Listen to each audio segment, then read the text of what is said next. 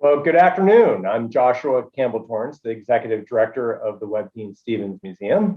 And I am Cynthia Riccio, the Associate Director and Director of Visitor Engagement at the Webb Dean Stevens Museum. Welcome to Serving Up History. Today, we explore the history and architecture of Old Hartford. Daniel Sterner has researched and photographed the remnants of numerous stately buildings that once graced Connecticut's capital city, documenting his research both on his website and YouTube channel. Dan will explain how his museum background led to his interest in historic preservation and delve into his research about Old Hartford's lost buildings and the important historic landmarks that remain.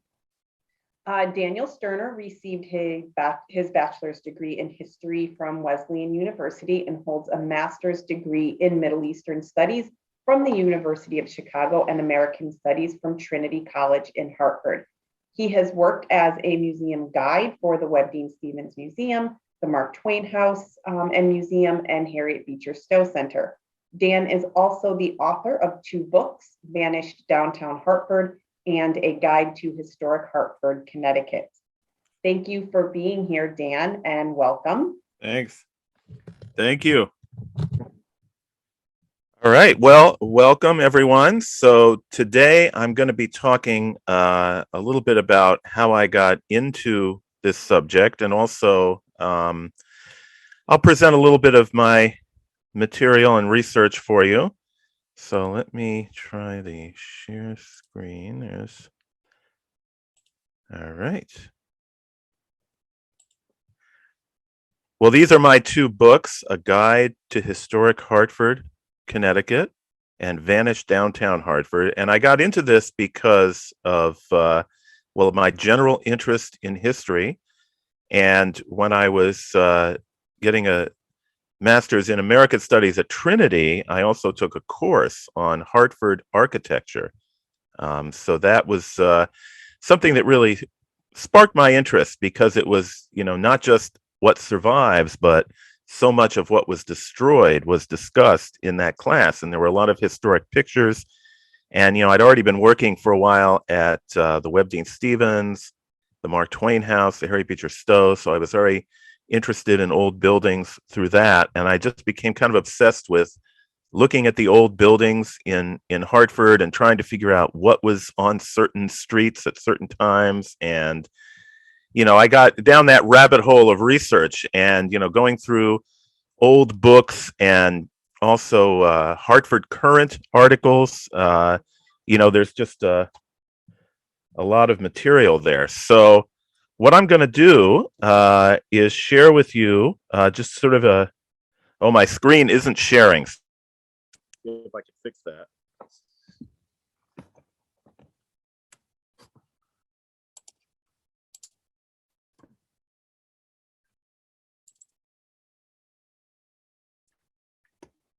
All right. Oh.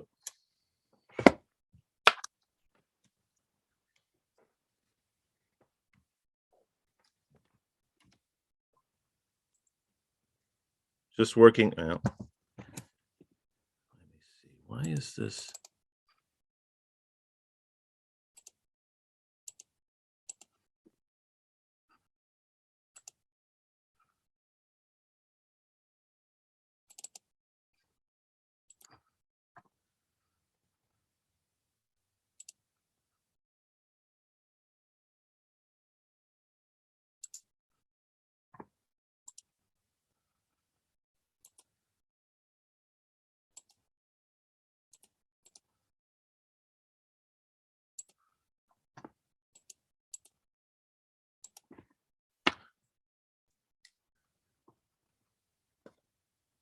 Let's see, what do I need to do here?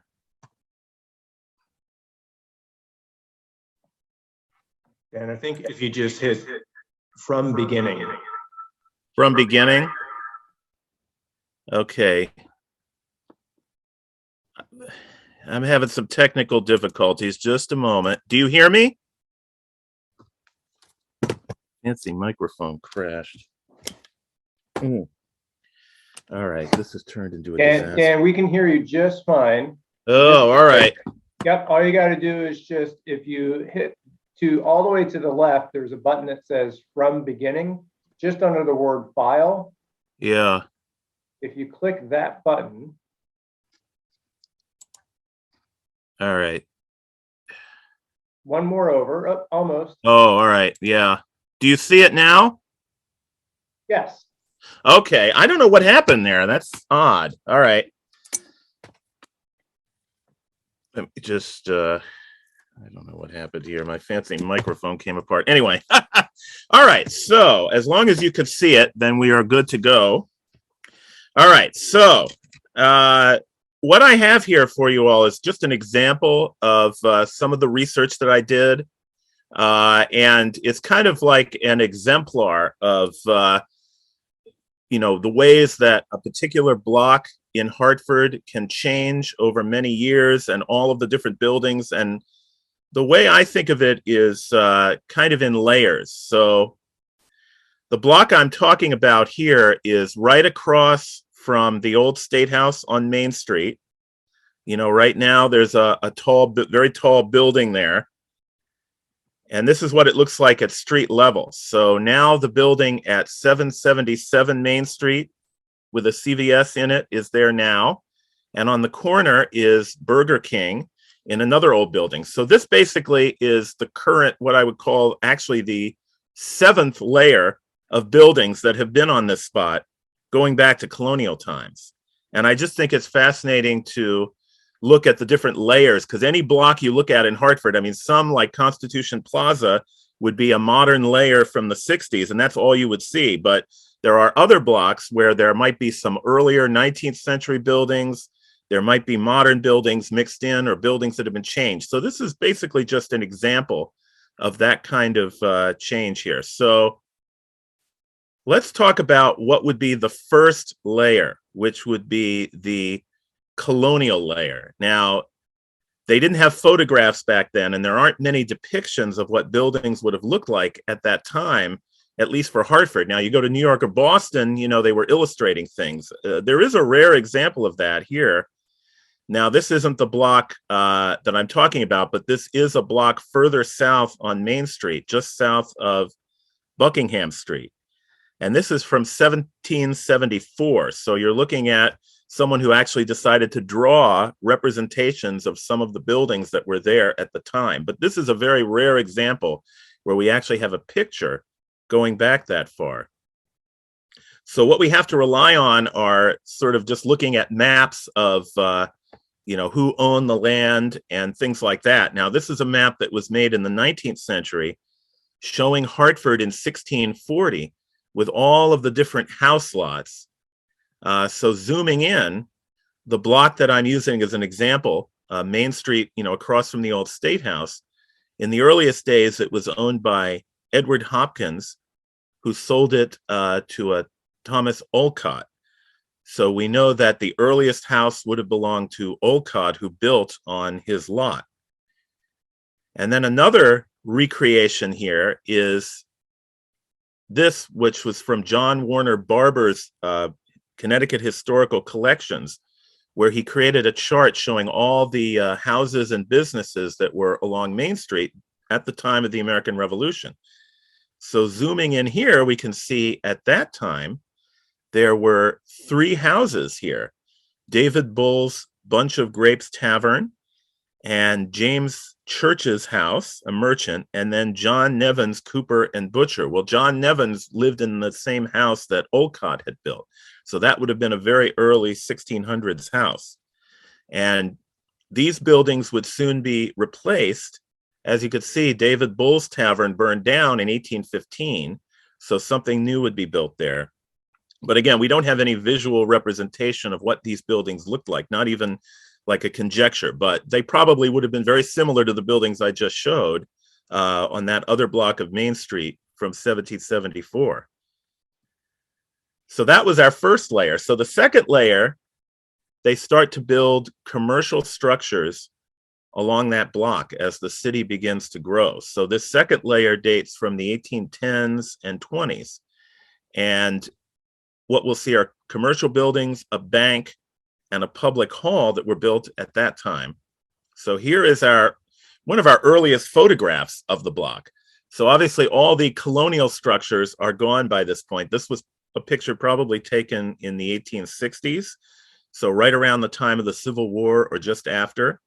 And there's a series of buildings here. There's 4. So we had 3 houses or taverns. Now we have 4 commercial structures. The earliest of them was erected around 1815. So this would have replaced the tavern that I mentioned, the Bunch of Grapes Tavern that would have been on the corner. And this building, as you can see from the inset picture there, was very typical of a commercial structure of that period, and almost like a house in its appearance in some ways, but a lot bigger, but still following that basic type of architecture. And a very similar building was just north of there. If you look at the intersection, this is Asylum Street here. So this is Main Street, and then this is the intersection with Asylum. So on the south side was the building I just showed. On the north side was a very similar building built around 1821 by Henry Ellsworth, the brother of Oliver Ellsworth. And it's very similar. It looks like a house, but just, a larger size, but still fairly plain. This picture dates to, around 1896. So it's, there's a lot of signs. So, and then also you could see on the corner there, the like a federal style tripartite windows. So there's a little bit of a styling there, but still fairly simple. Much more elaborate is the building here towards the center of our block, which was the Phoenix Bank, which when it was built was the first marble fronted building in Hartford. So you can imagine, commercial buildings like the ones I've just showed you. This one would have stood out as much fancier, with the Phoenix on top and all of the stone. And it's got an elevated platform that was used as a reviewing stand for parades and other events. So this was a prominent Hartford landmark. And the wings on either side, not the wings of the Phoenix, I mean the wings on the building were added 10 years after it was built. And just as an aside, the lions on the top of the 2 wings are the same lions that survive today. They're next to the municipal building, the City Hall downtown. So those still exist. And then the next building to be built is still very similar to the ones I showed earlier, but just more massive in scale. This was built in 1826, originally by a Mr. Allen. It was called Allen Hall. Then a new owner renamed it Union Hall, and it had a big public hall on the upper level. So again, commercial offices, and then also a public meeting space. So these were just very typical buildings, of the first quarter or so of the 19th century. So that's our second layer. Now, the third layer, we jump forward to 1849. And you could see here that in this picture, that layer is represented by the State Bank building right in the middle. And this building was very typical of its time. You're moving forward several decades, and now brownstone is being used a lot and Italianate features. So you have the brackets and a little more decorative windows. So a little more style has come in. Also, the building is much taller than the ones that preceded it on the block, even the Phoenix Bank. So this is like our next layer. So if you had been walking down the street, say in the late 1860s, you would have said, well, there's 2 layers that are visible. The colonial layer is long gone, but we've got, the early 19th century. Now you have this very modern State Bank, and that would have been the height of style at that time. And many of these types of brownstone buildings were built in Hartford, and some of them survive today. I mean, there's really nothing much from before that time, except in rare examples like the old State House or something. But as far as just your basic commercial architecture, those buildings, like the ones I just was showing earlier, don't survive. But brownstone buildings, from the middle of the century like this, there are quite a few of them that do survive in the city. And actually this one, which is on Central Row, so just a few steps really from the block of Main Street we've been talking about. You just walk south of the old State House, and there it is, almost identical to the State Bank. I mean, it looks very similar. Obviously gone through some changes. The first floor has been altered quite a bit in modern times, but basically we're talking about a similar style. And some of these, buildings built during that period could get quite fancy. Like here's another surviving one. It was built for the Charter Oak Bank, also called the Brownstone Building. This is at the corner of Asylum and Trumbull. So again, not that far from what we've just been talking about, and a little fancier, a little larger with much fancier windows. But this was a style. But if you had walked through Hartford, any time before, the 1950s, you would have seen many more of these all over, rows and rows of these types of brownstone buildings, some fancier, some less fancy, but this was the basic style. Now we get to the fourth layer. Things really started to get elaborate by the time you hit the late 1860s and 1870s, because now the big insurance companies were really growing, and they wanted, very fine headquarters that would show off their wealth and solidity. And taking one last look at this block, now we're going to see how this changed. So take a look at that. You jump forward, a decade, and the block is quite different. For one thing, the old State Bank is still there. So now we're talking about the first and second layers aren't represented, but the third layer is represented only by this building, and everything else is new. And what's particularly interesting is back in the 1860s, the State Bank was the tallest building on the block. Now it's the shortest building, the lowest building on the block. So things are building upwards and upwards. So obviously the grand thing right here that replaced Union Hall was the Connecticut Mutual Life Insurance Building. And this was, very much of its time as well. It was, elaborate kind of French Second Empire stylings, sculptures, elaborate turrets, just a lot of detail. So clearly from the relative simplicity of Union Hall, you now have something quite elaborate and quite imposing. Now, the Phoenix Bank is still located on this block, and they're not going to be left behind. Oh, by the way, other buildings were similar to this. Now, obviously, not every building in the city would be this elaborate, but a lot of the big insurance companies were leaning towards this style. So this is just another example, the Charter Oak Life Insurance. This was later owned by Aetna. This is just north of the Wadsworth Athenaeum. Well, it used to be. This building does not survive. Another building that doesn't survive is the old post office building that stood right in front of the old State House, just east of it. And this was, a federal building, a federal office and post office. But you can see that, again, very elaborate, over the top almost style. But that was certainly the style of the time. There's a little corner of the old State House, by the way, that you can see peeking behind that. So this building stood from, the 1860s right up until the early 30s, when it was finally torn down, this post office. Well, the Phoenix Bank was not going to be left behind. They had to match the new style. So the second version of the Phoenix Bank was erected in 1874, designed by George Keller, who also designed the Soldiers and Sailors Arch, which survives today. And so similar kind of mansard roof, but obviously a lot taller than the previous Phoenix Bank. And the commercial building on the corner that I had showed earlier was quite simple, is also built up several stories further and very elaborately designed. This was built literally at the same time as the Phoenix Bank to match it in style. So we have a complete kind of makeover of this block. 3 of the 4 buildings are completely replaced. And then we come to a 5th layer.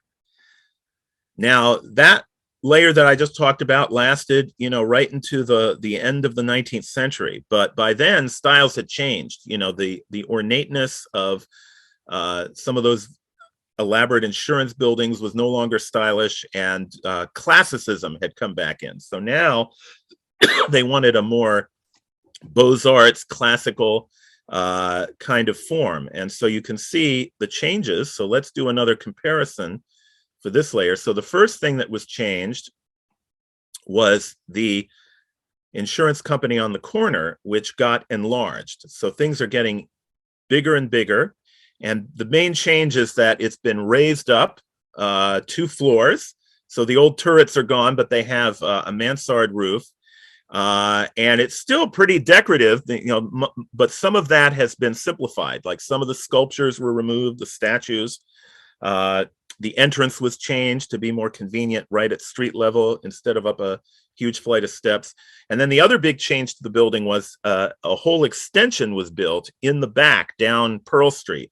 So the building is many, almost doubled or more in size. Well, really probably more than that. It's been enlarged. And this building doesn't survive, but the architect who oversaw these changes was Ernest Flagg, and his First National Bank facade does still survive just north of the old State House. It was incorporated into a modern development in the 1980s, but at least the facade. So that gives you a little bit of a similar styling to what the addition to the bank here, or the insurance company here, would have had. So here's what the block looked like, in, say, the first few years of the 20th century. So you still have on the right the 2 buildings that represent kind of the 1870s layer. The State Bank was still there, right up, so going back to the 1849, and then you have the newly enlarged bank on the left, or it became a bank. It was an insurance company, and then the Hartford Bank and Trust would eventually purchase that building. So the Phoenix Bank would be changed, though, within a few years. So 1906, the Phoenix Bank got its 3rd facade on this block, and you can see it's a lot less showy. It's much more classical and a little simplified, but more modern. And again, a change in the entrance. You'll notice on the right, there's big steps that you would have to go up to get to the entrance to the building. But now convenience has become more important. So the entrance is right on street level on the left there. And then also finally the State Bank would be transformed with also a similar classical style facade. So here's what it looks like after those changes. So now the 3 buildings on the left have been modified, and only the building on the right from 1874 still has its appearance. So, you have an earlier layer on the right, and then the 2 in the middle are a brand new layer of architecture. And then on the left, that one it's an earlier building, but it's been modified. It's been modified and expanded with some later styles. And now we come to our 6th layer. There's going to be 7 layers in total. The 6th layer would affect 3 of the 4 buildings.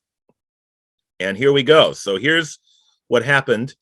First of all, on the Phoenix Bank, we now have a 4th facade. So they had a new facade in 1906, and then 1924, so just less than 2 decades later, they've built another new facade, much taller, but still, very much in the classical revival kind of style, almost Art Deco a little bit in the new Phoenix on top of the bank. And also, I think I went the wrong way there. Look at what's happened to the Hartford National Bank and Trust building. They took over and modified the earlier insurance company building, again, with a very classical, very simple front level that would be more modern. So here you kind of have a hybrid, right? You've got the earlier architecture on top, and then something more classical below. And then the final change of this layer comes at the end of the 20s with a new version of the commercial building on the right. So in what we've looked at, there have been 3 Corning buildings on the right. There have been 4 Phoenix banks over time. There have been 2 state banks. So these things were constantly being enlarged and modified to fit, changing needs and also new architectural styles. So when the final layer comes in, this building on the right, the Corning building, is the only one that's going to survive today. The other 3 are all going to be torn down in the 60s. And you'll notice the Corning building had Liggett's drugstore in it at that time. Now there's a Burger King and some other stuff. So let's look at our final layer. And that's exemplified here with a little before and after. So here's a view looking west at the old State House By this point in the 30s, the post office building that was in front of it has been torn down. And behind it, we can see there's the top of the Hartford National Bank. There's the top of the Phoenix Bank, just peeking up a little bit, but not as high, at least from this view, as the cupola of the old State House. And then on the right is what happened after. You get a modern skyscraper erected by the Hartford National Bank and Trust to replace the buildings on that block. And that brings us to what we have today. So in this 7th layer, we have something from the 6th layer on the right and something from the 7th. And so all those previous layers now have been obliterated. Now, other blocks have been more fortunate. They might have, buildings from the 1850s, but you could do something like what I've just done here for any block in Hartford. I mean, some of them would be completely new. Obviously, if you looked at Constitution Plaza, it would all be, 20th century construction. I just mentioned the building on Central Road, the brownstone building. So there you would have 2 layers represented, one from the 1850s and then skyscrapers from the 20s. But, so it applies differently, but it's an interesting way of thinking about it. So anyway, let's see. Let me stop the sharing. So if anyone has any questions. That was fantastic, Dan. That was really, really great. Kind of a lightning go through, but just kind of an overview. No, excellent. I have kicking off a question. Are there any remnants? How sometimes you'll just keep modifying old buildings. Is there any surviving fabric from the colonial period? I don't. From the colonial period, I don't think there's anything, in downtown Hartford that survives. I mean, the oldest building is the Butler McCook House. That's like the one survival on Main Street of an earlier house. And even that's, late, 18th century, and it's sad because, a lot of colonial buildings survived right downtown. About 100 years ago, there were still a number of them. But, over time, they just got replaced. But, it's a busy, city center. So, it's not. But even the early 20th, I mean, it's very individual. But, yeah, I mean, the old East Side that was destroyed for Constitution Plaza would have had quite a few early buildings as well. But they were all. Well, we have some good questions coming in. Okay. First, Ann Guernsey says thanks and that she always enjoys your program so much. And she wonders, do you have a favorite building and or a preferred style of architecture? Well, I like all of it. I mean, I kind of like the more classical, so either, things from the early days, like that federal style, the very beginning of the 19th century. I like, like the old State House. I kind of like that style. But, I appreciate everything. I'm just kind of in love with all of it, all the change and just the idea of how it changed, I kind of like that last Phoenix Bank building because it kind of had architectural references to the very earliest building, with some of the marble work. So, buildings like that, I kind of like.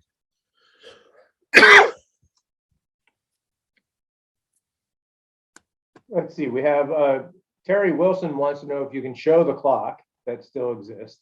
And isn't the Amos Bull House colonial? I don't know. The Amos Bull House, I think that's like 1788, I think. So, sometimes I find with these architectural terms that, there's not like a very strict delineation at times. I mean, obviously like real estate agents, anything that looks colonial to them is colonial, even if it's 20th century, and, I don't know. I mean, like the federal style comes in but sometimes you'll see like houses that were early 19th century are described as Georgian. So it seems a little vague. So I don't know. I mean, I suppose in a sense, I mean, technically, if it was built in 1788, it was after the revolution. So is it really colonial? But so I don't know if I would call that, I guess that's more federal style, I would say. I would agree. And what was the other question? She would like you to show the Oh, Well, I'd have to look through my files, but yeah, that clock was put in by the Hartford National Bank and Trust, and it's still on the corner there. Well, actually, not on the corner. It was moved back. I do mention it in one of my videos, so I think if you go on my YouTube channel, and one of my earliest videos, the one about that corner where that Hartford National Bank and Trust was, I do show it there, but it was right on the corner, and it was put in when the building was enlarged and adapted, and then it was when the new skyscraper was built, it was pushed down further down the block, but it's right there on Pearl Street. And we have a question. Do you have any photos from pre-Constitution Plaza?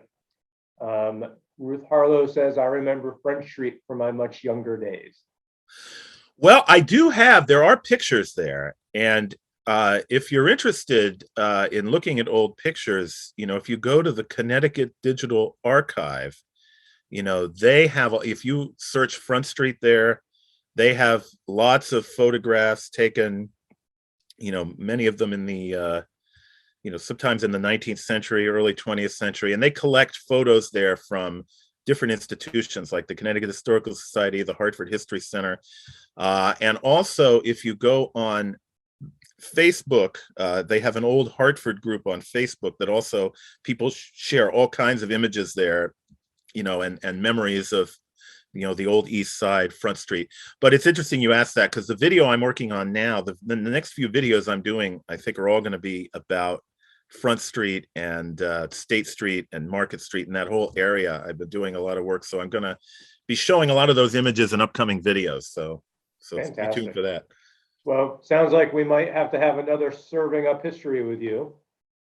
Yeah, I mean, I've been doing this. See, I because I became obsessed with this, and then for years I've been just spending a lot of time just going through every photo I can find and trying to put them, in sequence and try to figure out what was there, looking at the old atlases and going through the Hartford Current archives. If you watch my videos, I'm always quoting from the Hartford Current because you just come up with so many interesting things. And so I've done courses on that. I did a continuing ed course in West Hartford a few times on Hartford architecture, and I just I could literally, for like Main Street, for instance, I could go through every building and say, well, this was here, and then with pictures.